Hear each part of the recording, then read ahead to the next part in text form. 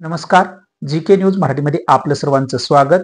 तुम्ही पाहत आहात महाराष्ट्राच्या कुशीतलं जीके न्यूज मराठी. तर आता बातमी आहे सहस्रकुंड जलविद्युत प्रकल्प धरण विरोधी शेतकऱ्यांच्या महाएल्गार सभेची. पाहूया सविस्तर. आपल्या सासऱ्याची जमीन सांभाळण्याची जबाबदारी ही आपली आहे. त्यामुळे मी आपल्या समितीला इथे आश्वस्त करते की महिलांचं जर त्यांच्याशी चर्चा करायची असेल, त्यांना प्रोत्साहन द्यायचं असेल, त्यांच्या समित्या स्थापन करायचं असेल, त्यांना मार्गदर्शन करायचं असेल तर सायंकाळच्या वेळेस मी माझ्या खर्चाने, आज मला 1,500 रुपये खर्च आला, यापुढेही तुम्ही जिथे जिथे बोलवाल त्या त्या ठिकाणी मी माझ्या स्वखर्चाने येऊन महिलांची समिती आणि महिलांचं प्रेरकता दर्शवणाऱ्या महिला निडर महिला बनवून देण्याचं काम मी तुमच्यासोबत करेन. मराठवाडा असो किंवा विदर्भ असो, उमरखेड आणि हदगाव तालुक्यामध्ये. त्यामुळे आज ज्या ज्या महिलांना वाटतं की आपण आपली जमीन वाचवायची आहे, इथे बसलेल्या महिला, आज तुम्हाला एवढंच सांगितलं असेल की आपली जमीन चालली, आपल्याला तिथे जावं लागतं, आपल्याला तिथे बसावं लागतं, नाही तर आपल्या इथे धरण होतं. तर मी आज महिलांना विचारते, आज फक्त मला याच्यातून 15 गावच्या 15 महिलांनी हात जरी वर केले तरी चालते. स्वइच्छेनं तुम्हाला धरणाला विरोध, घरच्या माणसं फुटतात. तर अजून एक गोष्ट सांगते, माणसं फुटतात, मॅनेज होतात, ते कशा कशात मॅनेज होतात माझ्यापेक्षा तुम्हाला जास्त चांगलं माहिती. त्यामुळे एक महिला इथून 15 महिलांनी हात वर करावे 15 गावच्या, की आम्ही तुमच्या सोबत लढायला तयार आहे.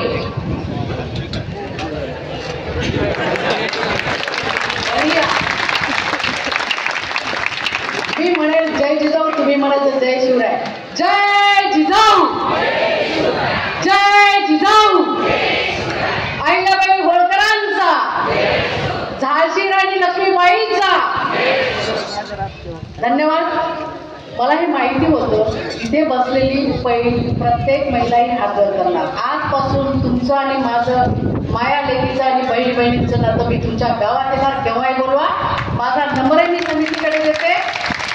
ज्यांना कुणाला आडकाठी घरातला मुलगा माणूस करत असेल त्याची कंप्लेंट माझ्याकडे करा, मी त्यांना येऊन समजून सांगते. आज तेवढं माझं वय झालेलं आहे, माझं ऐकून घेतली अपेक्षा मला इथे आहे.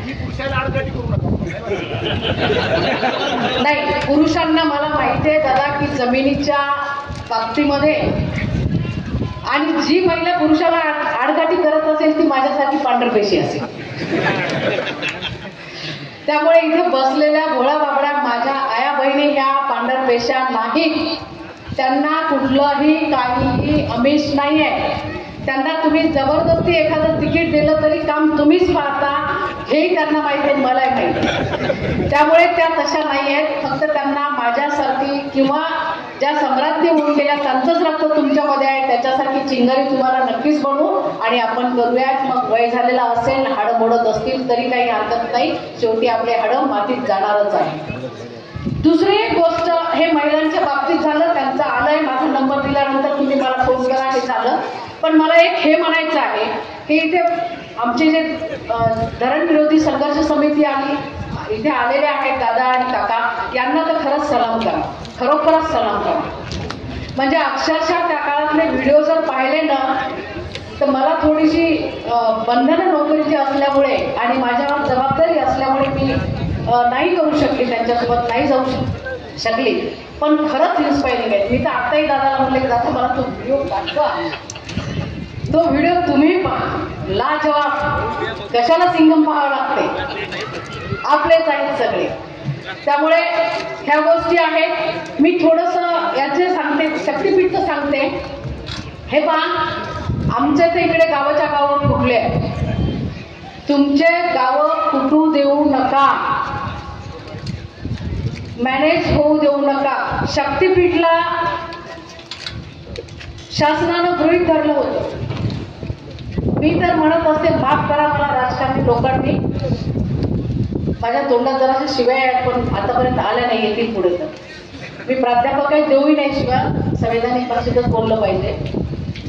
मी म्हणत असते की स्पर्धाच लागली आमच्या विदर्भातल्या नेत्यांमध्ये.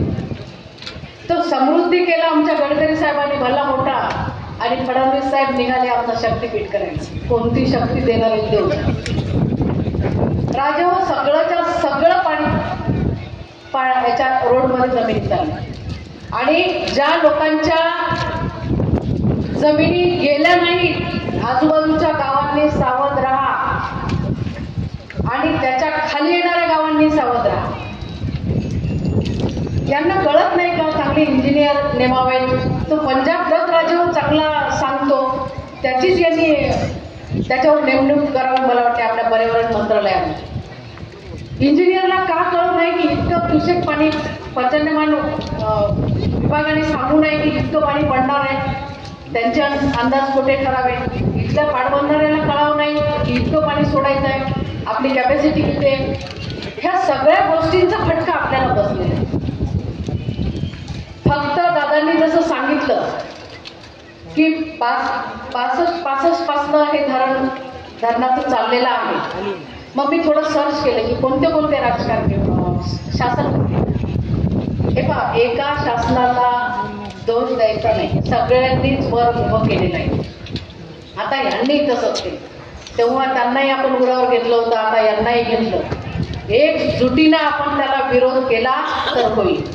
इथे सर्वात प्रामुख्याने मला सगळ्या शेतकऱ्यांना सांगायचं आहे, दादा, दिल्लीला झालेलं आंदोलन केंद्रामध्ये 5वी बहुमत आपल्याला सांगतात. आमचे शक्तीपीठमधले गावं फोडले आहे की बहुमत आहे, शासन आहे, त्यांचंच आहे, होऊन जाईल, देऊन द्या आणि इतकी मोबदला देऊ, तितका मोबदला देऊ. आमच्यासोबत विरोध करायला आलेले एक गाव फुटत गेले.